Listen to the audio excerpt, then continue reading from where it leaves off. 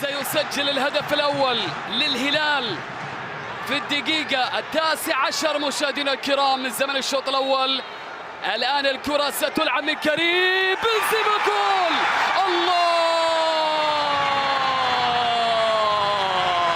بين هدوء البدايات سمع صوت الزعيم فاهتز الدوري، سمع صوت الزعيم فاهتز الدوري.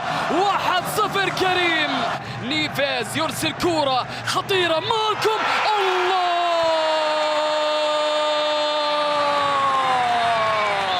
وداعية يا آخر ليلة تجمعنا. مالكم يسجل الثاني، مالكم يضع الثاني للهلال، والفرحة الكبيرة في هذه الأثناء. لاحظ اللقطة الماضية، الله على مالكم، الله على مالكم. المميز جدا من جانب الزعيم روبن نيفيز، روبن نيفيز يسجل الثالث. نعم، الهدف ياتي من روبن نيفيز، والكل سعيد هنا في الكينغدوم أرينا. مشاهدينا الكرام، الهلال يفرد عضلاته، يخلص كورته إلى الشريف.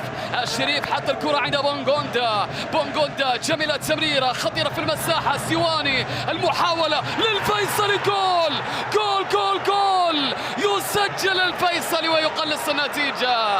3-1 الآن. يسجل ألكسندر مندي. نعم، مندي مندي مندي مندي. شوف المحاولة، شوف اللقطة، لم يكن متسللا. السيواني بعد ذلك عرضية إلى مندي وفي الجول. لم يتمكن من الحصول على كرته على مستوى البطولات. ونلاحظ الكرة تلا من جديد، محاولة خطيرة بالراس، الله! لم يستسلم عنابي ستير، هدى الهلال وسجل عنابي ستير الهدف الثاني. فاجأ الفيصل الكل. 3-2 في المباراة، 3-2. روبن نيفيز، باتشيكو، روبن نيفيز، جول!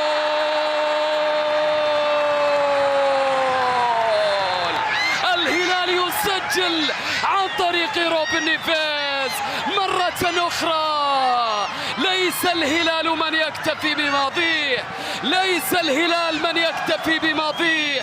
الكل يعلم بأنك زعيم البطولة.